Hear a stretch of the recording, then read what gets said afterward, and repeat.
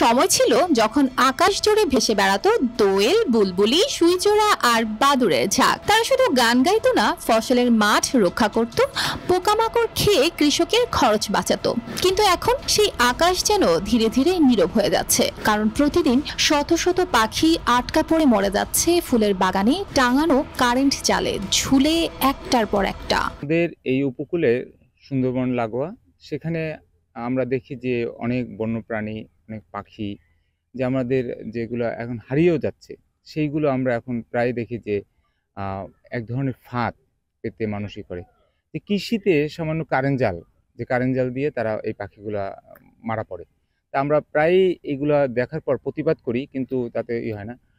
সরকারি বলেন, বেসরকারি বলেন, আমরা অনেকভাবেই সচেতন করার চেষ্টা করতেছি, কিন্তু এটা আইনের বালাই থেকে আমাদের কয়েকদিন আগে এরকম একটা মদনটাক পাখি নিয়ে আমরা এরকম প্রতিবাদ করায় আমরা এখন পরিবেশ সাংবাদিকরা এক ধরনের ঝুঁকির মধ্যে আছি।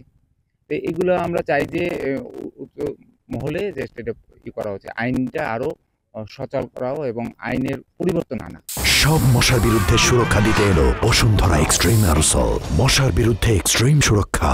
উপকূলীয় বরগুনার পাথরঘাটা উপজেলার রায়হানপুর, কাকচিড়া, কালমেঘা, কাঁঠালতলী ও চরদুয়ানির মতো ইউনিয়নগুলোতে গড়ে উঠেছে ছোট বড় শতাধিক ফুল ও ফলের ক্ষেত। মরিচ থেকে শুরু করে কাঁঠাল, আম, পেয়ারা সব বাগানই ফল রক্ষার জন্য জাল দিয়ে পুরো এলাকা মুড়িয়ে ফেলা হচ্ছে। ফল থাকুক নিরাপদে, সেই উদ্দেশ্যই ছিল বটে। কিন্তু এই জালে আটকা পড়ে প্রতিদিন প্রাণ হারাচ্ছে পরিবেশের ভারসাম্য রক্ষাকারী অসংখ্য পাখি। আমাদের প্রাণীকুল আমাদের পরিবেশের ভারসাম্য রক্ষা করে। বিগত কয়েক বছর ধরে যে পাখি নিধন করা হচ্ছে, কৃষকরা আসলে জেনে হোক আর না জেনে হোক, না বুঝে হোক, তারা কিন্তু কৃষি রক্ষার্থে এই জালগুলো অবাধে বিচরণ করায় কিন্তু এই প্রাণীকুল পাখি মারা হচ্ছে, যার ফলে কিন্তু আস্তে আস্তে এই প্রাণীকুল কিন্তু ধ্বংস হবে এবং ধ্বংসের দ্বার প্রান্তে।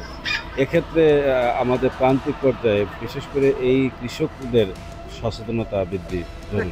যেমন বন বিভাগের এটি দেখভালের দায়িত্ব, পাশাপাশি আমাদের উপজেলা প্রশাসনেরও দায়িত্ব রয়েছে। তারা কেউ মারা যাচ্ছে ডানা ছিঁড়ে, কেউ আবার আধমরা হয়ে ঝুলে থাকছে জালে, মুক্ত হওয়ার ব্যর্থ চেষ্টায়। অথচ এই প্রাণীগুলোই ছিল প্রাকৃতিক কীটনাশক ফসলের শত্রু, পোকার শিকারী। এখন তারা মরছে, ফলে বাড়ছে কীটনাশকের ব্যবহার, কমছে উৎপাদন, আর তাতে ক্ষতিগ্রস্ত হচ্ছেন তারাই যারা এই জাল টাঙিয়েছেন। বন কর্মকর্তা আবুল কালাম আজাদ বিষয়টি নিয়ে প্রকাশ্যে কিছু বলতে রাজি হননি, তবে পাথরঘাটা উপজেলা নির্বাহী কর্মকর্তা স্পষ্ট করে তার বার্তা দিয়েছেন। প্রাণী সংরক্ষণ আইন অনুযায়ী যে কোনো ধরনের বন্যপ্রাণী শিকার এবং এগুলোকে আটক, এগুলো একেবারে সম্পূর্ণভাবে নিষিদ্ধ এবং এটা অপরাধ।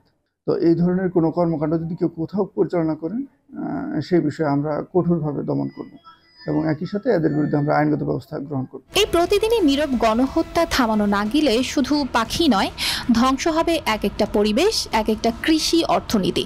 এখন প্রয়োজন দ্রুত ও কার্যকর পদক্ষেপ, ফল রক্ষার পাশাপাশি যেন পাখির জীবনও রক্ষা পায়।